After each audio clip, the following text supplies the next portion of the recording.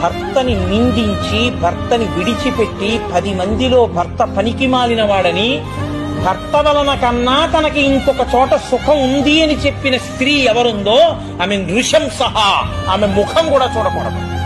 అంతకన్నా అధర్మం లోకంలో ఇంకోటి లేదు. ఏ ఆడదాని గౌరవం అయినా పురుషుడి వల్లేనమ్మా. నువ్వు అలా అనకూడదు, తప్పది, ధర్మం కాదు.